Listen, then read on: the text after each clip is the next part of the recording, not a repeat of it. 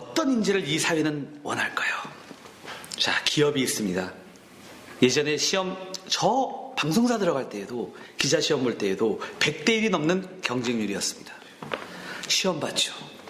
국어도 보고 영어도 보고 국사도 보고 논술도 봤습니다. 3번이나 시험 봤어요. 3차 면접까지.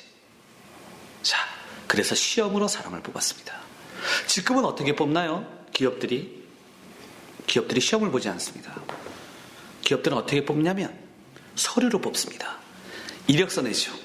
그리고 자기소개서 냅니다.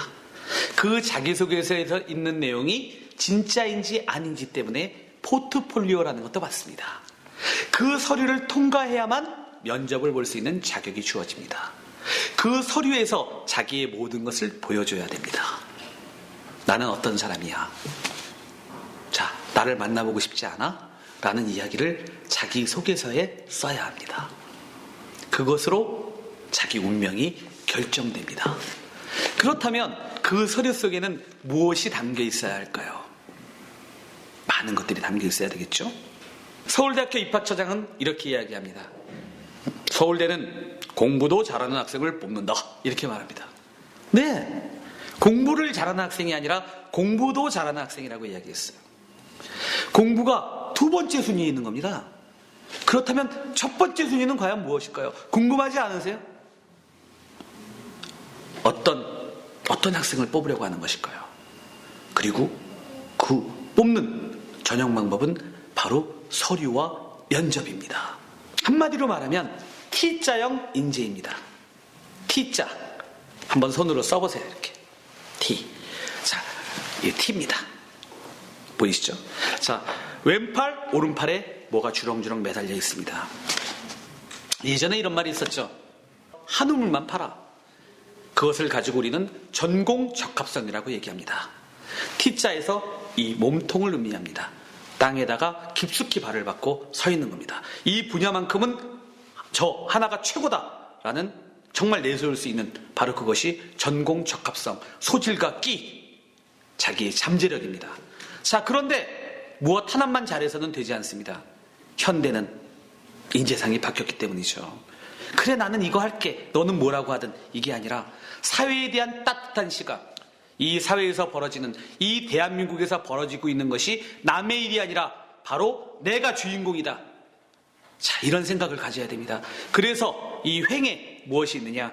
인문과학, 사회과학, 문화예술, 사랑, 나눔, 협력, 희생, 리더십, 이런 것들이 있습니다. 많은 것들에 대해서 폭넓게 알고 내가 해야 될 길에 대해서는 깊숙이 하는 겁니다. 그것을 T자형 인재라고도 하고 르네상스맨이라고도 합니다. 그 르네상스 시대의 레오나르도 다빈치를 생각해 보십시오. 그림도 그리고 조각도 하고 과학도 합니다. 인체 해부도 하고 비행기도 만들었습니다. 우리도 그런 사람이 있죠. 정약용, 다산 정약용 기억하십니까? 거중기도 만들고 수원 화성도 만들고 목민심서도 썼습니다. 문이과에 두루 능한 거죠. 어느 한 분을 얘기해서 좀 그렇긴 하지만 정재승 씨라는 분이 있습니다. 과학 콘서트라는 책을 썼죠. 이과임에도 불구하고 정말 재미있는 그리고 유익한 사례들을 들어서 과학을 알기 쉽게 쓴 베스트셀러를 쓴 작가입니다. 이과인데도 글을 잘 쓴 거죠. 예, 그렇습니다. 지금 이 시대가 원하는 인재는 바로 다양성을 가지고 있는 바로 그런 인재입니다. 그런 인재를 기업이 원하고 그런 인재를 대학이 원합니다. 그 대학이 원하니까 우리가 그런 인재를 초등학교, 중학교, 고등학교 때 키워야 합니다. 바로 누군가요, 그런 인재가? 바로 여러분들의, 어머님들의 아이입니다. 첫 번째, 제일 중요한 건 진로라는 것을 정하는 겁니다. 진로가 뭔가요? 우리 아이가 세상의 모토로 삼고 이정표로 삼고 등대로 삼아서 가는 하나의 길입니다. 진로는 목표입니다. 제가 진로가 중요하다, 꿈을 갖는 것이 중요하다, 목표를 설정하는 것이 중요하다, 자기의 소질과 잠재력을 키우는 것이 대학에도 가고 좋은 기업에도 갈 수 있는 방법이다라고 말씀을 드렸습니다. 그렇다면 공부는 안 해도 되는 것일까요? 네, 이게 딜레마죠. 공부해야 되나 안 해야 되나? 어디까지 해야 되나? 자, 이러한 부분들이 엄마들이 갖고 있는 아주 커다란 고민일 수밖에 없습니다. 인재상이라는 부분들이 굉장히 다양하다라는 말씀을 드렸습니다. 우리 아이가 어느 인재상에 맞는가, 어느 전형에 맞는가 하는 것들을 아셔야 됩니다. 어떤 경우에는 모의고사에 항상 만점을 받고 항상 1등급을 받고 학교에서도 1등급을 받습니다. 자, 그런 경우에는 당연히 시험에 소질이 있는 학생인 거죠. 네, 그러면 그런 전형을 택해야 합니다. 자, 그런데 우리 아이는 글을 잘 씁니다. 우리 아이는 수능도 최저 등급을 만족시킬 수 있습니다. 예, 그러면 논술 전형을 생각해 보아야 합니다. 예, 그렇다면 많은 엄마들이 와서 저에게 이야기합니다. 선생님, 우리 아이는 어떻게 해야 할까요? 아이가 공부를 어느 정도 하는데요. 반에서 중간 정도 합니다. 반에서 중간. 네, 이게 과연 뭘 의미하는 걸까요? 1등급부터 9등급까지가 있습니다. 1등급, 2등급, 3등급, 4등급, 5등급. 5등급이 중간인가요? 5등급이면 60%입니다. 1견 1등급에서 9등급까지 있으니까 중간이 5등급이라고 생각하니까 아버님 특히 잘 모르시니까 안심하시죠. 5등급은 모든 전형에 걸쳐서 대학을 가기가 쉽지 않습니다. 네? 입학사정관 전형 가면 된다고요? 과연 그럴까요? 대학은 기본적으로 수학 능력, 그러니까 수학이 아니라 공부를 잘할 수 있는 능력을 우리가 수학 능력이라고 하죠. 수학 능력이 있어야 됩니다. 기본적인 조건입니다. 그래서 그런데 입학사정관 전형 자체가 전공 적합성을 중요시하기 때문에 모든 것들을 다 잘한다기보다는 성적이 꾸준하게 향상되고 있고 노력이 열정이 있어야 되니까요. 특히 자기 전공과 관련된 과목 같은 경우에 성적은 좋아야 합니다. 그것이 기본 조건이죠. 다른 것들을 다 할 수 없으니까 다른 조건들이 맞지가 않으니까 내신도 안 좋고 수능도 안 좋고 글도 잘 못 써. 그러니까 그렇다면 학생부 종합전형으로 대표되는 입학사정관 전형을 쳐야 되겠구나 하는 부모들이 있습니다. 결코 그렇지 않습니다. 입학사정관 전형이 가장 어렵거든요. 생각해 보세요. 자기의 꿈을 어려서부터 갖고 있고 그것을 이룩하기 위해서 열정을 가지고 꾸준하게 스스로 노력해왔고 거기에다가 인성까지 갖췄어요. 거기다가 자기가 하고자 하는 데에는 타의 추종을 불허할 정도로 열정을 갖고 있습니다. 그런 학생이 과연 몇 명이나 될까요? 서울대학교에서 학생을 떨어뜨렸습니다. 그것도 감히 수능 만점자를 말입니다. 그것도 한두 명이 아니라 수능 전 과목 만점을 받고 수시에서 떨어졌습니다. 서울대뿐이 아닙니다. 아니 도대체 이런 일이 일어날 수 있는 건가요? 네, 일어날 수 있습니다. 수시 전형에서 원하는 인재가 아니었기 때문이죠. 많은 사람들이 얘기합니다. 수능이 가장 객관적인 전형이다. 예, 저도 일부분은 그렇게 생각합니다. 시험을 보니까요, 어쨌든 정성적이 아니라 정량적인 평가를 하니까요. 자, 그런데 한번 수능을 한번 생각해 볼까요? 수능이 30% 정도를 수능을 본다고 했습니다. 전형 방법의 30%입니다. 자, 그런데 그 수능 합격자의 거의 70%가 N수생이나 재수생이나 N수생들입니다. 우리 그 신문에 나오는 진실을 제가 앞으로도 계속 얘기하겠지만 엄마들이 알 필요가 있습니다. 강남에 있는 학교들이 대학을 많이 보내죠. 특히 서울대를 보면은 H고등학교 1등, 일반 고등학교 이야기하는 겁니다. 자, 제2고등학교 2등입니다. H고등학교 올해 19명 서울대, 제2고등학교 12명 서울대 이렇게 나옵니다. 제가 예언 하나 할까요? 그 다음 해가 되면 그 두 학교의 순위가 바뀌어 있습니다. 왜 그럴까요? 올해에는 H고등학교에 작년에 떨어져서 재수생, 삼수생이 많았습니다. 그 친구들이 붙은 거죠. 내년에는 올해 붙지 못한 제2고등학교에 재수생, 삼수생들이 붙을 겁니다. 아시겠습니까? 자, 정확하게 아셔야 됩니다. 수능이라는 것은 기본적으로 워낙 잘하는 학생들은 어디서든 잘하겠죠. 그러나 오랫동안 집중을 해서 공부한 아이들에게 좋은 성적을 주게 되었습니다. 그런데 그것도 보장이 되지 않습니다. 왜 그런지 아시나요?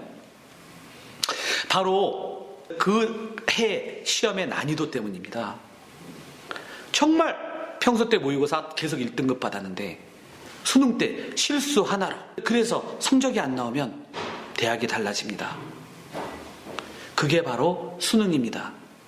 많은 분들이 이의를 제시하겠지만 어찌 보면 수능은 로또인지도 모릅니다. 자, 그런데 수시는 어떤 것일까요? 수시는 3학년 때 가서 이제부터 열심히 내 꿈을 갖고 해야지, 여태까지는 그러지 않았지만 이렇게 볼 수 있는 시험이 아닙니다. 수시에서 특히 학생부 종합전형은 그 학생을 종합적으로 평가합니다. 기간까지. 고교 3년 동안 적어도 꾸준하게 열정적으로 했던 기록을 서류로 보는 겁니다. 단기간 동안의 노력으로 평가하는 시험이 아니라는 겁니다. 어느 것이 더 공정한 시험일까요?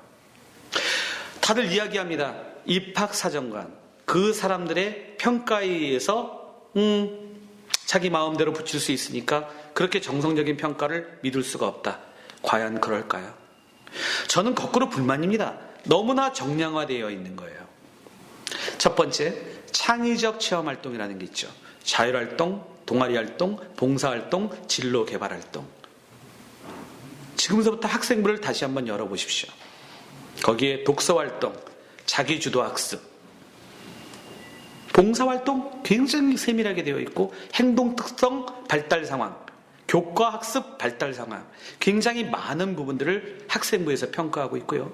학생부에서 나오지 않은 스토리, 동기와 과정, 그 부분은 자기소개서에서 보고 있습니다. 그 부분 하나하나 학과마다 특성이 다르고 입학사정관 혼자서 보는 것이 아니라 2번, 3번 평가하게 됩니다. 어느 것이 더 쉽다고 생각하십니까? 자, 이제는 생각을 많이 바꿔야 할 때입니다. 수능을 보지 말라는 얘기가 아닙니다. 수능이라는 길이 있는가 하면, 논술이라는 길이 있는가 하면, 특기자 전형이라는 길이 있는가 하면 바로 고교 3년 동안 열정 스토리, 그것을 통해서 서류로 선발하는 학생부 종합전형이 수시의 대세라는 것. 학생부 전형 자체가 수시가 70% 가까이 차지하죠. 65% 차지한다고 종합적으로는 이야기하지만 서울에 있는 명문대학교에서는 70%를 훌쩍 넘습니다. 거기에 84%가 학생부 전형입니다. 예, 엄마들이 얘기합니다. 교과 전형이 많군요 라고 얘기합니다. 자, 교과 전형 수시에서 24만 명을 뽑습니다. 자, 교과 전형 굉장히 많이 뽑습니다. 14만 명, 15만 명을 뽑습니다. 학생부 종합전형, 입학사정관 전형이죠. 학생부 종합전형은 5만 3, 4천 명을 뽑습니다. 그러니까 교과가 중요하구나. 신문에 그렇게 나옵니다. 학생부 교과 전형 많아. 이렇게 나오죠. 과연 그럴까요? 전국적인 부분에서는 그렇습니다. 틀림없이. 그러나 아까 제가 말씀드린 대로 여러분들께서 가겠다고 생각하는, 자녀를 보내겠다고 하는 대학에서는 학생부 종합 전형이 7, 80%를 차지합니다. 대세라는 거죠. 바로 그 부분을 잘 아셔야 합니다. 정확하게 아셔야지 우리 아이들에게 정보력 하나만큼은 엄마가 뛰어나지, 이런 이야기를 할 수 있는 거예요. 자, 그렇다면 이제부터 실질적인 실전으로 한번 들어가 볼게요. 자, 좋습니다. 그렇다면 그러한 학생부 종합전형을 우리가 무시할 수 없죠. 예, 현역은 특히 무시할 수 없습니다. 무조건 봐야죠. 몇 번 볼 수 있습니까? 시험 퀴즈. 여기서 헷갈립니다. 자, 뭐라고 얘기하냐면 2015년도서부터 전형의 방법을 단순화하라고 했습니다. 교육부에서. 그래서 수시 4개, 정시 2개로 단순화했습니다. 좀 이따 말씀드릴게요. 대입제도에서. 자, 하지만 시험을 칠 수 있는 횟수는 수시 6번, 정시 3번입니다. 6번이라는 건 6개 대학을 칠 수 있는 것이 아니라 6번의 전형을 각각 하나씩 카운트해서 친다는 얘기입니다. 예를 들어서 서울대학교에 일반 전형과 지역 균형 선발을 만일 같이 쳤다고 한다면 2번으로 카운트되는 겁니다. 연세대학교에 논술 전형과 논술 전형과 특기자 전형을 쳤다고 한다면 2개로 카운트되는 것입니다. 잘 코디네이트하고 잘 디자인해야 됩니다. 그러기 위해선 우리 아이가 어떤 전형에 강한지를 아셔야 합니다. 자, 세상이 바뀌었으니까요. 지금부터라도 우리 아이가 어떤 아이인지 한번 보세요. 어렸을 때부터. 자, 그래서 이야기했죠. 많은 경험을 통해서 첫째, 진로를 정해줍니다. 진로는 꿈이다. 그 진로의 꿈을 이룩하기 위한 이 아이가 가야 될 직업과 그 다음에 그 직업을 가장 만족시키는 학과를 찾습니다. 그러기 위해선 찾으면 뭐합니까? 우리 아이가 거기에 적합한지 알아야 될 거 아니에요. 그래서 우리 아이의 히스토리를 봅니다. 어떻게 볼 수 있습니까? 그것을 우리 아이의 커리어 포트폴리오라고 합니다. 커리어 포트폴리오는 굉장히 많은 것이 있습니다. 아이가 물론 대회에 나가서 상을 탄 것도 있을 거고, 아이가 경험을 한 것도 있을 거고, 캠프를 한 것도 있을 거고, 자격증을 한 것도 있을 것입니다. 굉장히 많은 부분들이 있겠죠. 끊임없이 모으세요. 박스 하나를 사세요. 그래서 그 부분에다가 태그 붙여서 하나하나씩 모으세요. 다 사진으로 찍어 두세요. 제가 아까 뭐라고 했죠? 서류로 대학을 간다고 했습니다. 서류에는 담을 것이 있어야 되죠. 기록되지 않고는 증거가 있지 않습니다. 블로그를 만드세요. 페이스북을 활용하십시오. 미디어를 활용할 수 있어야 됩니다. 자, 프린터가 하나 있습니다. 프린터에 우리가 글을 써서 인쇄를 눌렀습니다. 글자가 인쇄되어 나오겠죠. 잉크가 없으면 나오지 않겠지만, 그런데 더 심각한 것은 아무것도 쓴 게 없어서 글이 나오지 않는 겁니다. 생각한 것도 없고 지식도 없고 고민도 없고 어떤 노력도 없습니다. 그러면 어떻게 무엇을 쓸 수 있겠어요? 입학사정관 전형이란 무엇이냐면 재료를 갖고 있는 짜장면을 만들래, 스파게티를 만들래, 볶음밥을 만들래 하는 것과 같습니다. 짜장면을 만들기 위해서는 어떻게 해야 되죠? 일단 면이 있어야 되겠죠. 춘장도 있어야 되겠죠. 감자, 호박 이런 것들이 있어야 될 겁니다. 그래서 맛있는 짜장면을 만들 수 있습니다. 그런데 재료가 없으면 짜장면을 만들 수 없겠죠. 컵라면을 라면이라고 우길 수는 없는 거 아니겠습니까? 지금 이 순간에 고등학교 때 성적으로 나타나지 않아도 좋습니다. 그것이 점점 좋아지는 거죠. 그래서 대학에 오게 되면 더 좋아지는 겁니다. 교수님을 만나고 생각이 깊어지고 프로젝트 베이스 러닝을 하고 그런 어떤 콜라보레이션 같은 것들을 통해 가지고 수준이 높아지는 거예요. 대학이니까요. 고등학교로 끝나는 게 아니잖아요. 자, 그게 다시 말하면 뭐냐면 잠재력을 본다는 겁니다. 자, 그 잠재력이라는 건 어디서 출발하냐면 학문적 호기심 이런 것들이에요. 그런데 그 호기심이 그냥 나오든가요? 자, 지금 제 방송을 보고 있는 분들이 대부분 초등학교, 중학교 부모님들이 많을 거라고 가정하고요. 자, 과연 우리 아이들한테 그런 어떤 지적 호기심과 다양한 부분에 대한 진로 개발과 경험을 줄 수 있는 시기가 언젠가요? 네, 지금이에요. 바로 고등학교에 가면 시간이 없습니다. 그렇기 때문에 자, 어렸을 때서부터 바로 부모님들이 먼저 깨달으셔야 됩니다. 그래서 그것을 습관으로 만들어야 되는 거죠. 특히 그것이 이것저것 다양하게 하는 것도 좋지만 자기 전공과 관련된 부분들은 아주 꾸준히 열정적으로 오랫동안 만들어 나가고 그것을 기록으로 남겨야 합니다. 잠재력을 키우는 거죠. 그것은 일부러 강제로 시키는 것이 아니라 자기 스스로 재밌게 만드는 겁니다. 지적 호기심은 아는 데서부터 출발하는 거거든요. 거기까지는 끌어줘야 됩니다. 가장 좋은 방법이 뭘까요? 저는 퀴즈를 추천합니다. 키워드 퀴즈 같은 것입니다. 보십시오. 한글로 하지 않습니다. 우리 아이들이 놀 무대는 우리나라가 아니라 세계 무대니까요. 보세요. 자, 인종학살이라는 것이 있습니다. 기사가 심심찮게 나옵니다. 그렇죠? 인종학살이 영어로 뭐죠? 혹시 아시나요? 네, 제노사이드라는 겁니다. 우리가 아주 좋은 영어학원에 다니는 아이들을 보면 영어를 공부하는 것이 아니라 영어로 공부합니다. 영어가 수단인 거죠. 그래서 원서를 읽을 수 있습니다. 원서를 읽을 수 있다는 능력은 뭐냐면 인터넷을 통해서 인터넷의 바다에서 정말로 많은 부분들을 가져갈 수 있다는 거예요. 여러분들 테드라는 거 아시죠? 자, 테드라는 강의를 봅시다. 무크라는 것을 봅시다. 대학에서 주고 있는 코세라 같은 데에서 하버드나 예일의 강의를 공짜로 나눠주고 있습니다. 그 강의 예전에 예, 하버드 가지 않으면 볼 수가 없었던 거예요. 그만한 아우라가 있었던 거죠. 그런데 그것을 볼 수 있습니다. 미디어를 통해서 보는 거죠. 어떻게 봅니까? 사람의 기억이 어떤지 아십니까? 자, 사람은 말이죠. 글자만 보는 것과 그림과 같이 보는 것과 소리와 같이 듣는 것, 이것 자체에 학습 효과가 다릅니다. 세 가지가 다 합친 것을 우리는 멀티미디어라고 부르죠. 우리 아이들은 바로 미디어 베이스드의 태생의 아이들입니다. 태어날 때부터 컬러 TV를 보고 살았습니다. HD TV를 보고 살았습니다. 그렇죠? 자, 그 아이들은 우리랑 받아들이는 속도와 깊이가 다릅니다. 미디어를 활용합니다. 신문에서 배운 지식들 아까 퀴즈 얘기했죠. 제노사이드라고 합니다. 제노사이드 두 단어가 합친 겁니다. 뒤에 사이드라는 것은 짐작하셨듯이 수사이드에서 나왔습니다. 네, 자살이라는 죽인다는 이야기죠. 타인종을 죽인다. 그러면 그 단어를 하나만 보고 끝나는 게 아닙니다. 신문을 읽어야 되죠. 그렇다면 인종학살은 어디에서 벌어졌지? 대표적인 인종학살의 서너 가지는 무엇이 있을까?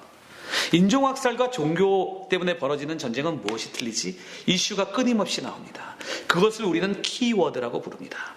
키가 되는 거죠. 이슈를 푸는. 그렇게 단어들을 알기 시작하면 신문이 보이기 시작합니다. 관심을 갖게 됩니다. 아는 만큼 보입니다. 알면 보이나니 그때부터 보이는 것은 전과 같지 아니합니다. 그때서부터 지적 호기심이라는 것이 생기기 시작합니다. 남들이 모르는 것을 알면 자신감이 생깁니다. 그렇다면 그것은 단지 퀴즈뿐만이 아니라 다른 성적으로까지 이어집니다. 왜? 칭찬을 받았기 때문에. 칭찬은 고래도 부르스추게 만든다면서. 생각해 보십시오. 자, 그렇다면 미디어, 신문이라는 것 하나 가지고 그 다음에 또 할 수 있는 것이 무엇이 있을까요? 칼럼을 베꼈습니다. 그래서 좋은 글을 익혀 쓰는 버릇을 기릅니다. 그것이 영자신문이면 또 그 나름대로 또 좋겠죠. 미디어와 친해져야 됩니다. 미국은 이미 스마트 교과서라는 걸 쓰고 있습니다. 수많은 자료를 선생님이 정지해서 혹은 자기가 찾아서 그 부분을 미리 공부하고 옵니다. 예습해야 됩니다. 시키지 않아도 됩니다. 자기가 공부하고 왔기 때문에 토론할 수 있습니다. 그런 베이스의 공부를 외국 아이들은 대학이 아니라 초등학교, 중학교 때부터 시작합니다. 그렇기 때문에 그 아이들과 싸우는 아이비리그에서 어떻게 그 아이들을 이길 수 있겠습니까? 자, 입학사정관 전형에서는 결과를 원하지 않습니다. 결과에서 무슨 상을 탔다면 그것은 특기자 전형이죠. 외부상 기록하지도 못합니다. 자기 이야기를 씁니다. 그 이야기 속에 뭐가 있나요? 동기와 과정이 들어있습니다. 설사 실패했더라도 그 좌절에서 느낀 배움이 들어있습니다. 그것을 보고 싶은 겁니다. 과연 자기 주도적으로 스스로 그것을 했는지 그것을 알고 싶은 겁니다. 어렵지 않습니다. 보십시오. 외부 스펙 없어도 됩니다. 자기 스스로 하는 자기주도 학습 뭐가 있나요? 제일 탁 떠오르는 거 없나요? 서울대학교가 가장 중요하게 생각하고 하버드대학교가 가장 중요하게 생각하는 게 뭔가요? 독서입니다. 깊고 폭넓은 독서. 두 번째 뭔가요? 신문 읽기, 다큐멘터리 보기. 그래서 세상과 친숙해지기. 어떤 아이를 원하는지 아십니까? 그래, 다 맞아. 이게 아니죠. 물가너머 서서 거꾸로 보게 하십시오, 세상을. 세상은 바로 서서만 보지 않습니다. 우리들은 항상, 우리 어른들은 똑바로 서서만 봐왔고 그것이 진실이라고 생각했습니다. 그러나 누워서 볼 수도 있고 물구나무 서서 볼 수도 있습니다. 그러면 세상이 달라 보입니다. 그것을 우리는 무엇이라 이야기하냐면 사회학적 상상력이라고 이야기합니다. 햄버거 하나를 먹습니다. 맛있어. 자, 그러고 먹습니다. 더블 치즈버거 뭐 이러면서 먹습니다. 자, 그런데 어떤 아이는 생각합니다. 햄버거 속에 들어있는 패티. 자, 그건 소로 만든 거죠. 그 소고기를 만들기 위해서 지구의 허파라고 불리는 아마존의 삼림을 베어야 됩니다. 생각해 보셨나요?